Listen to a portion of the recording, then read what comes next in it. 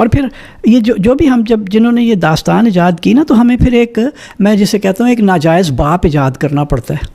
लोगों की नाजायज़ औलाद होती है, असी नाजायज़ प्यो ईजाद कीते हुए। तौबा तौबा तौबा तौबा, ये है तुम्हारी औकात। इस टाइम जो शक्ल देख रहे हैं ना स्क्रीन के ऊपर आप, ये कल्चर है पाकिस्तान का। पता नहीं आप क्या बताना चाह रहे हैं, आपका एजेंडा अभी तक वही है कि लोकल एथनिक कल्चर्स को डिस्ट्रॉय करके लोगों को ये बताओ कि हमारा ये सारा था ही नहीं हिस्टोरिकल तारीख। वो उसका नतीजा क्या है कि हमारी कोई आइडेंटिटी नहीं रही, कभी भी नहीं रही। पिछले 76 साल में हमारी कोई आइडेंटिटी नहीं रही।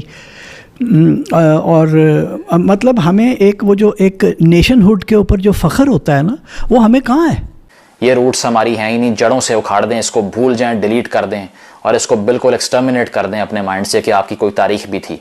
आपकी तारीख जो है वो सलाफिज़म है, जो ज़ियाउल हक साहब ने 80 की दहाई में कोल्ड वॉर के डॉलर खाने के लिए इंपोर्ट की थी सऊदी अरब से, और बाद में MBS ने भी मान लिया कि हाँ हमने फॉरेन पॉलिसी गोल किया था, ख़त्म हो गया हमारा।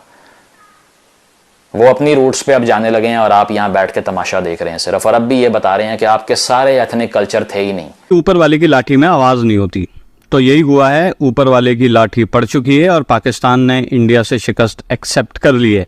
अब आपको ऑन पेपर दिखाई ना दें, लेकिन अगर आप बैक चैनल टॉक्स को देखें, मीडिया स्टेटमेंट देखें और सारी चीज़ें जो भी जियो पॉलिटिक्स में हो रही हैं उन्हें देखें, तो आपको ईजिली पता चल जाएगा कि हो क्या रहा है। वो आप भूल जाते हैं कि जब चंद्रगुप्त मौर्य के ज़माने से हेरात तक जो था वो सारा सल्तनत इंडिया की थी। अशोक के ज़माने, चंद्रगुप्त मौर्य का ज़माना अलेक्जेंडर के मतलब 4-5 साल बाद, समझ लें आप 318 कबल मसीह से उसकी बादशाही थी। और अब उनके सामने सबसे बड़ा चैलेंज है कि पाकिस्तान को ब्रेकअप होने से कैसे बचाएं।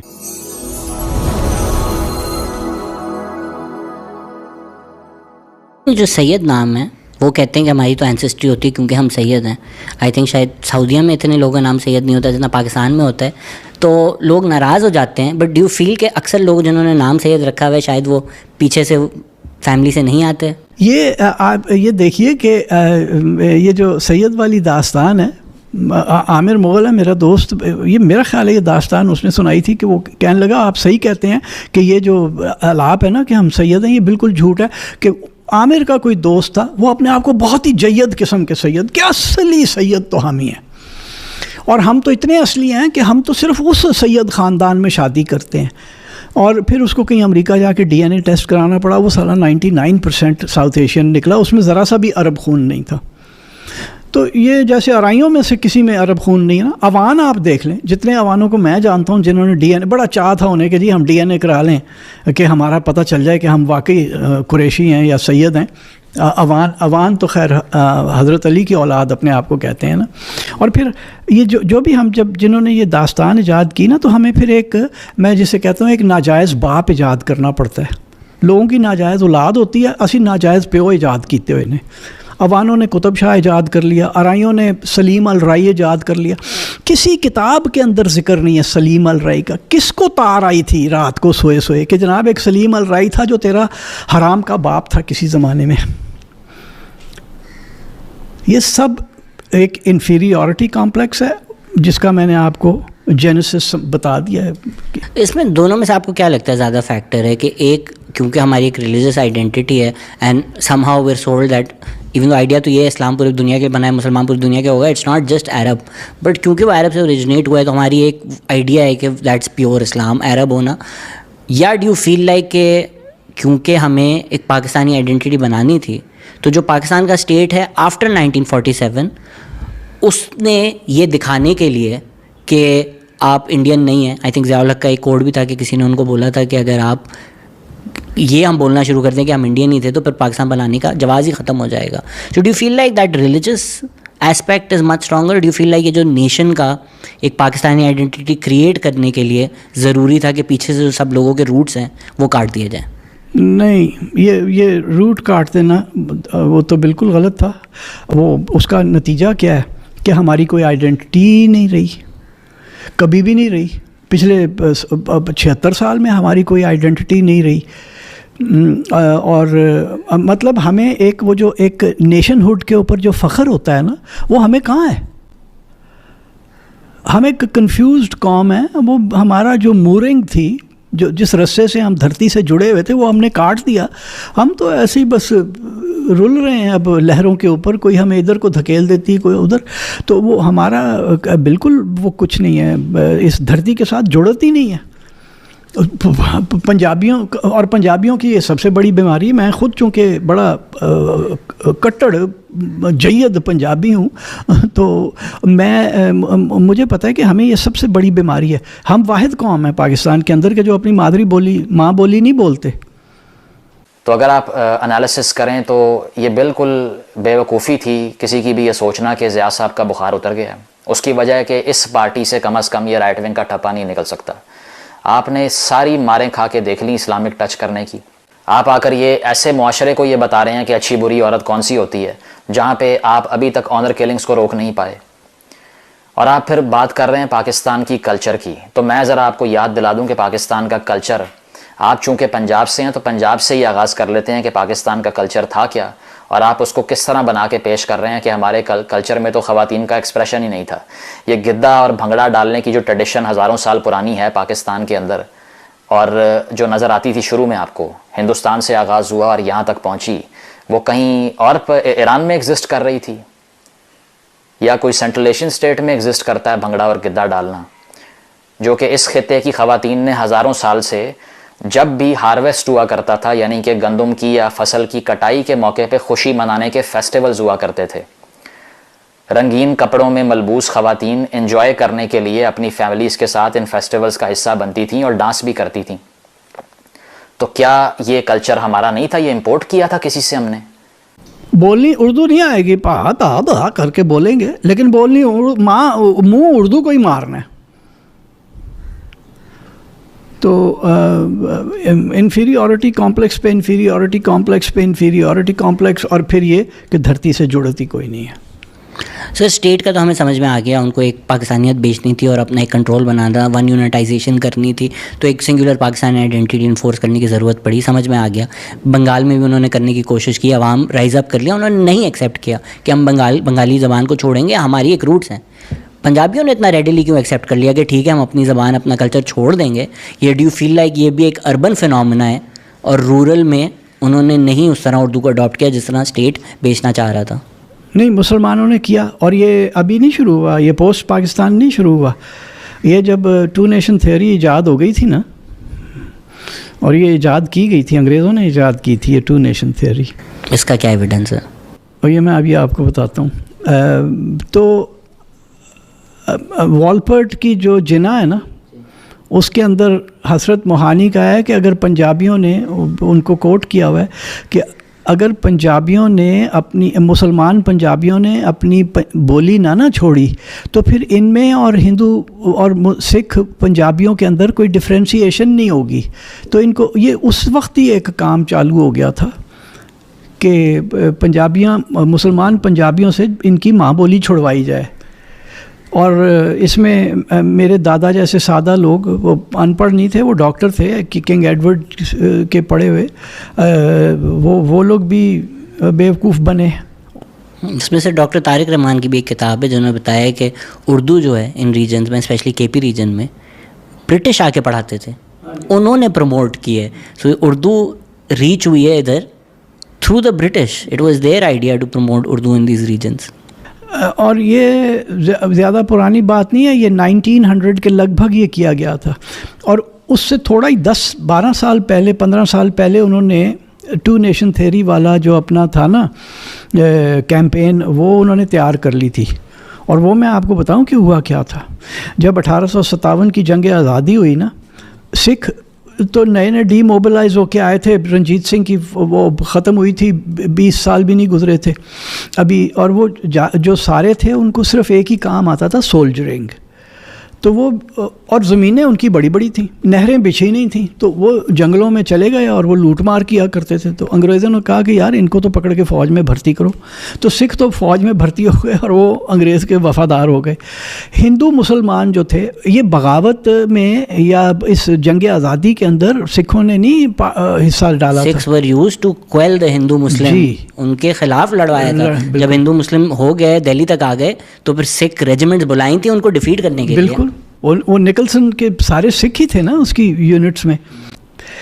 तो जब ये क्वेल हो गई वॉर ऑफ इंडिपेंडेंस, तो फिर अंग्रेज़ों ने कहा कि ओ यार अगर इनके साथ सिख भी मिल गए तो ऐ तो साडा सत्यानाश कर देंगे।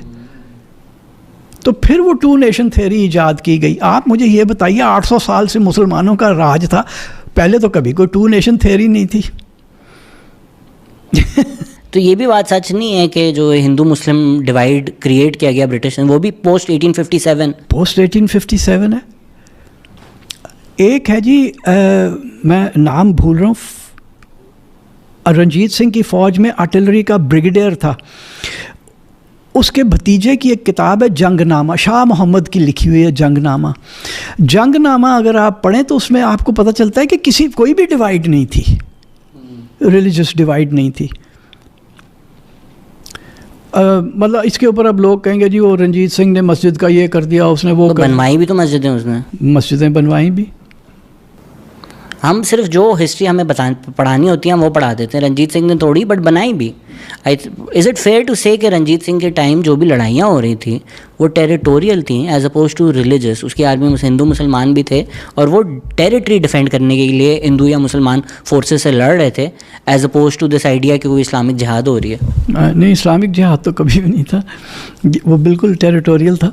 ये इसमें धर्म दीन का कोई चक्कर नहीं था।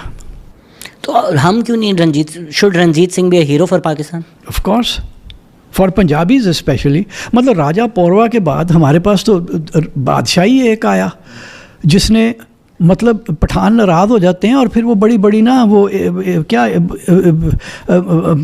मफरूज़े घड़ते हैं कि नहीं ये गलत है, फलाना है, ढमकाना है। मतलब नथ डाल दी थी पठानों को।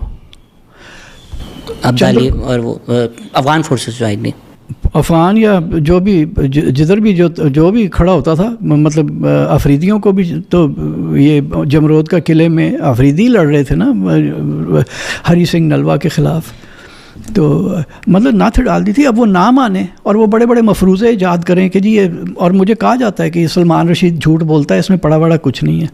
तो वो अपना चंद्रगुप्त मौर्य के ज़माने में ये कोई नहीं एक्नॉलेज करता ये कि जी पठान, ये जो अफ़गान है वो जाहिल मुतलक, वो कहते हैं जी जेलम तक हमारी सरहद है। कब से जेलम तक तुम्हारी सरहद है? सिर्फ वो 40-50 साल के लिए, जब वो लुटेरा जो था डकैत अहमद शाह अब्दाली, उसका ज़माना था, तो तभी कोई उनके पास ताकत थी। उससे पहले तो उसी ने इस मुल्क का नाम भी अफ़गानिस्तान रखा था अपने मुल्क का। उससे पहले तो अफ़गानिस्तान का नाम भी कुछ नहीं था, छोटी छोटी प्रिंसिपैलिटीज़ थी, कोई ज़ाबुल थी, कोई काबुल थी, कोई फलां थी, कोई ये थी। और वो आप भूल जाते हैं कि जब चंद्रगुप्त मौर्य के ज़माने से हेरात तक जो था वो सारा सल्तनत इंडिया की थी। अशोक के ज़माने, चंद्रगुप्त मौर्य का ज़माना अलेक्जेंडर के मतलब 4-5 साल बाद, समझ लें आप 318 कबल मसीह से उसकी बादशाही थी। तो उसने तो ये सारी एक्सपेंशन की और फिर उसमें अशोक ने उसे कंसोलिडेट कर दिया। अशोक के मरने के बाद वो इंडो ग्रीक्स आ गए और अफ़गानिस्तान पे उनका कब्ज़ा हो गया 180 BCE में। तो ये पंजाब की वो ख़त्म हुई। तो हमने तो 150 साल वो इनके ऊपर की, और उसके बाद अगर आप मुग़लों की बादशाही के ऊपर आ जाएं तो तब भी तो अफ़गानिस्तान इंडिया का हिस्सा था। वो कैसे कहते हैं, अब दाढ़ियाँ रख ली उन्होंने और वो पगें पहन ली तो वो कहते हैं कि जी हमारा यहाँ तक था। मतलब बंदा पुठे हाथ दा लपड़ मारे कि यार को अकल को हाथ डाल लो। डू यू फील कि ये अब जो पुराने हिस्टोरिकल एम्पायर्स की बेसिस पर पाकिस्तान में ज़्यादा हमें जैसे लोग कहते हैं अब तो पूरा इंडिया पे होंगे, या इंडिया में लोग कहते हैं हम अब पाकिस्तान को इंडिया बनाएंगे, do you feel that's also bit unfair कि अब तो बॉर्डर्स बन गए हैं, अब तो कंट्रीज़ बन गई, अब तो अपने नेशन स्टेट्स चलाओ, as oppose to harkening back to these empires and trying to invade other countries at this point? नहीं, वो ये तो कभी भी नहीं होगा। अब पाकिस्तान बन गया, अगर रीयूनिफाई होना होता ना तो पहले 2-3 साल में होना होता तो हो जाता। ये अब नहीं हो सकता और मैं आपको बता दूं वो एक्सेप्ट भी नहीं हमें करेंगे।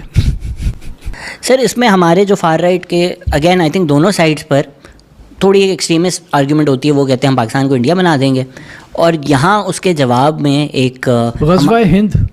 But even now there is this idea that somehow been born के इंडिया भी पहले कुछ नहीं था, ये पाकिस्तान बना है तो इंडिया बना है, there was no India before that and both Pakistan and India came to be at the same time. What's your thought on that idea? इससे बड़ी जहालत कोई है नहीं. मतलब स्काईलैक्स ने 520 BCE में एक रिपोर्ट लिखी. स्काईलैक्स एक ग्रीक सी कैप्टन था जिसको डारियस द ग्रेट ने, दारियोश अव्वल ने उसको हायर किया था कि वो इंडस दरियाए सिंधु को और उसको मैप करके दे. तो उसकी रिपोर्ट थी उसमें पहली बार इंडिया या इंडस का लफ्ज़ इस्तेमाल किया गया था. हम कहते हैं कि इंडिया नहीं था. और महाभारत 700 कबल मसीह में लिखी गई, ये स्काईलैक्स से 500 साल पहले, तो उसमें भारत का नाम है. तो ये हम अब अगर हम जहालत का हम इसी तरह दामन थामे रखेंगे ना, तो फिर ये आप इसी किस्म की बातें इनसे सुनेंगे. पढ़ा तो किसी ने कुछ है नहीं. ग्रीक्स ने तो लिखा था ईस्ट ऑफ इंडस ना, everything east of Indus is India. जो पहले नो नहीं, अगर आप ग्रीक्स की वो देखें ना, जो डिस्क्रिप्शन है उससे जो एग्जैक्ट जो पाकिस्तान है, जो इंडस रिवर वैली है, वो इंडिया है. और वो अगर वो इंडिया की बात करते हैं तो वो पंजाब, सिंध, बलूचिस्तान की बात करते थे. East and west both. I thought it was all east of Indus, के इंडस के बाद सारा इंडिया है. अच्छा, तो ये इंडिया ही था ये. और जो नाम है इंडिया वो सिंधु से डिराइव होता है. सिंधु से पर्शियन में हिंदू बनता है, हिंदू से ग्रीक में इंडू या इंडस बनता है. इंडस का जो मुल्क है वो इंडिया है, क्योंकि जो मुल्क की नेम एंडिंग होती थी, प्रॉपर नेम एंडिंग, उसके आगे IA लगाते थे ग्रीक्स. तो वो इंडस की जगह इंडिया जहाँ बहता है इंडिया, तो इंडस तो हमारे पास बहता है. तो हम हिंदू हैं, हम सिंधु हैं, हम इंडियंस हैं.